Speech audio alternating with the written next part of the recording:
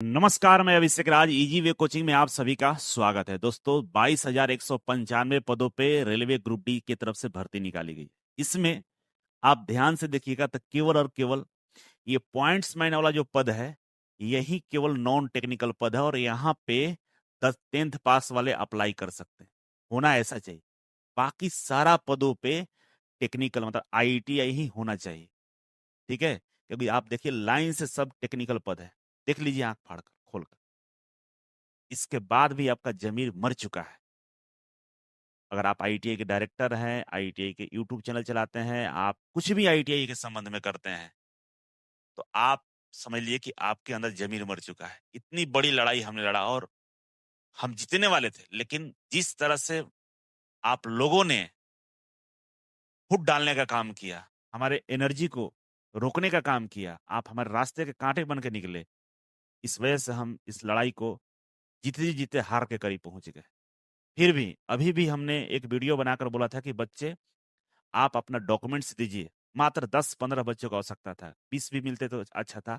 Supreme court में हम चाह रहे थे, क्योंकि बहुत बड़े बड़े वकीलों से, बड़े जो न्यायविद हैं, उनसे मैंने चर्चा किया। सब लोगों ने बताया कि भाई बिल्कुल ही गलत है, और इस पे तो कई सारे फैसले आए हुए हैं। पटना हाई कोर्ट का फैसला है, 2 बार फैसला हुआ। पैरा मेडिकल में दिया था, टीचर्स वाला में दिया था कि भाई हायर क्वालिफिकेशन अलाउड नहीं कर सकते वहां पे, जहां पे मिनिमम क्वालिफिकेशन की जिक्र है। लेकिन होता क्या है ना कि गुलाम, मानसिक रूप से गुलाम है हम। हमको डर लगता है, हमको दिल्ली जाने में समस्या है। घर बैठे आराम से सब हो जाए, नौकरी भी घर बैठे। तो जिस देश के, जिस समाज के लोगों की चेतना मर जाती है ना, तो फिर दूसरा आपको ऊपर राज करता है, आपको गुलाम बनाकर अपनी उंगलियों अपना चाहता है। अभी IITI पूरा तरह से गुलाम हो चुका है। IITI पढ़ाने वाले जितने भी टीचर हैं, एकदम दलाल है। दलाली का जो प्रकोष्ठ है उसको पार कर चुके हैं। इनके मुंह में दही जमा हुआ है, इस चीज को नहीं देख पा रहे हैं। करके सबको मौका मिला है। ये कौन सा लॉजिक है, 10वीं पास या IITI? या क्यों? या जब 10वीं पास कर दिए तो IITI लागू करने का लॉजिक क्या है भाई? IITI वहां से हटा दो, क्योंकि सारे IITI वाले 10वीं पास है। और दुनिया में जो भी क्वालिफिकेशन है भारत में, सब 10वीं के बाद ही होता है। ऐसा कोई क्वालिफिकेशन है क्या कि पहला क्लास पास की और MBBS में एडमिशन हो गया, 5वां क्लास पास की हम डिप्लोमा कर लिए, हम 7वां पास कर लिए और बीटेक कर लिए? ऐसा तो कुछ भी नहीं होता है। जो भी चीजें होती है, आपका जो बोर्ड एग्जाम होता है उसके बाद ही होता है।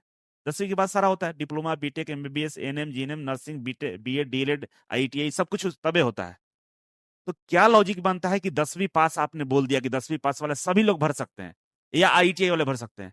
ये एहसान नहीं चाहिए। ये एहसान नहीं चाहिए कि ये IITI वाले भरे। हटा दीजिए, उसके बावजूद भी हम भरेंगे फॉर्म, क्योंकि हम 10वीं पास हैं।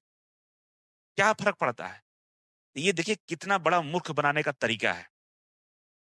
जब आपकी चेतना मर जाती है ना, तो ऐसे ही लोग आपको मूर्ख बनाते हैं। और ये सबको मालूम है, रेलवे को भी मालूम है कि हम गलती कर रहे हैं, लोगों को मूर्ख बना रहे हैं, रेलवे को भी मालूम है। और इसको मालूम नहीं होता तो 18-19 में जो नोटिस जारी किया था, उस पर लिखा था स्पष्ट रूप से कि 10वीं पास केवल नॉन टेक्निकल पदों में रहेगा, और जो टेक्निकल पद है उसमें IITI रहेगा। रेलवे ने बार बार बोला है, लेकिन उसको मालूम है ना कि ये मूर्खों का भीड़ है, इसमें क्या ही फर्क पड़ता है। और कुछ दलाल लोग घूम रहे हैं जो रेलवे को पैसे दे रहे हैं, जो रेलवे को गुमराह करके अपना काम साध रहे हैं। उनका मैथ, रीजनिंग, जीके, जे साइंस चले, उनका तो कोचिंग चल रहा है। और बड़े बड़े लोग आंदोलन किए, लेकिन आपके लिए कोई बोला नहीं? बोला। ये तो दलाल है ही, छोड़िए। लेकिन कुछ IITI के न्यूज चैनल, अपने आप को न्यूज चैनल बोलते हैं, उनकी जमीर मर चुके, तो महा दलाल आदमी है। उसको समझ में नहीं आता है कि हम IITI हैं, हम IITI कर रहे हैं। IITI तमाम चैनल बनाकर लोग घूम रहे हैं, लेकिन क्या इस पे नहीं बोलना चाहिए? गरीब परिवार के बच्चों का हक मारा जा रहा है। गरीब के बच्चे, क्या जो नहीं लड़ रहा है, नहीं बढ़ा, उसके अधिकार कुछ भी नहीं है? ऐसा तो फिर हो जाना चाहिए कि अगर आप मान लीजिए, कर लीजिए जो भी, मतलब बीटेक का ही जॉब आता है, इंजीनियरिंग का जॉब आता है, वहां पे लिख दीजिए कि भाई 10वीं पास या बीटेक। डॉक्टर के लिए जॉब निकाली जाती है, नर्स के लिए निकालिए 10वीं पास और नर्सिंग, 10वीं पास या BEd, ऐसे लिख देना, हर जगह लिख देना चाहिए।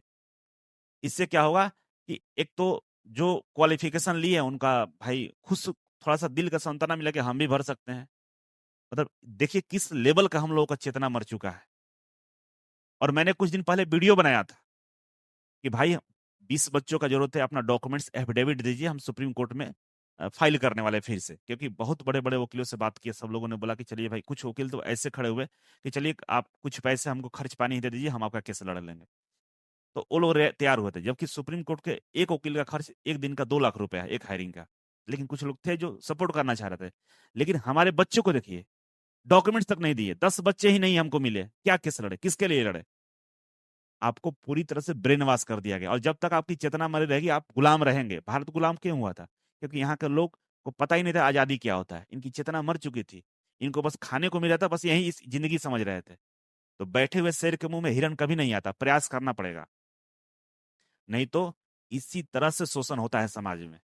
जो कम पैसे वाले लोग हैं, जो कम पढ़े लिखे लोग हैं, जो गरीब है, गांव के किसान हैं, आपको इस तरह से गुमराह कर दिया जाता है कि आप अपने अधिकारों को, अपने सम्मान को, अपने चेतना को नहीं समझ पाते हैं। आपकी बुद्धि भ्रष्ट हो जाती है।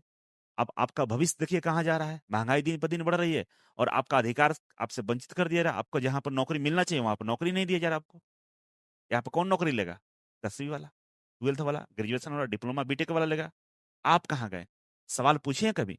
पूछिए अपने कॉलेज से, अपने कॉलेज के डायरेक्टर से पूछिए, अपने पढ़ाने वाले टीचर से पूछिए, कौन सा गुनाह हमने किया है कि मुझे यहाँ पर मौका नहीं दिया जा रहा है? क्यों? जब टीचर क्रॉस बोले कि भाई मौका तो दिया जा रहा है, ये कौन सा मौका है? और क्यों? जब यहाँ मुझे होना चाहिए था, और क्यों? सवाल पूछना है। पूछिए, खुद से भी पूछिए कि आपका ज़मीर जिंदा है? क्या आपका दिल नहीं बोलता है कि हाँ सर गलत हो रहा है, आप सही बोल रहे हैं? गालियां दे लीजिए हमें, क्या ही मुझे फर्क पड़ने वाला है। सच्चाई मैं बोल रहा हूं, बता रहा हूं।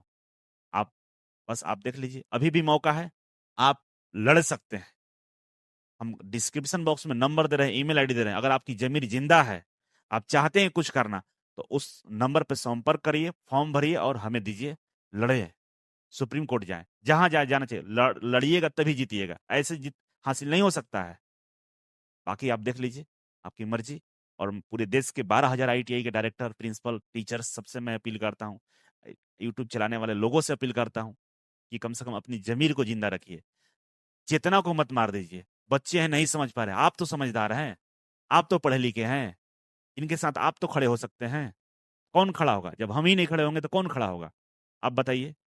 समाज में आगे चलने वाले लोग इस बात को नहीं बताएं अपने पब्लिक को, अपने समाज के लोगों को कि भाई ये गलत है, वो कैसे जानेगा? क्यों आपको बड़ा किया है? उन्हीं की वजह से आप बड़े हुए हैं। आपको तो बताना धर्म है, लेकिन यहाँ मानसिकता का फर्क है। यूट्यूब चैनल, सोशल मीडिया, बहुत कुछ नहीं बोला जा सकता, लेकिन है, इस बात को समझिए आप लोग। बहुत बहुत धन्यवाद, थैंक यू सो मच जुड़ने के लिए, प्यार देने के लिए। शेयर कर दीजिएगा, हो सकता है किसी का चेतना जग जाए, हो सकता है किसी का जमीर जग जाए, हो सकता है किसी के मन के भावना जग जाए। Thank you so much, love you सब।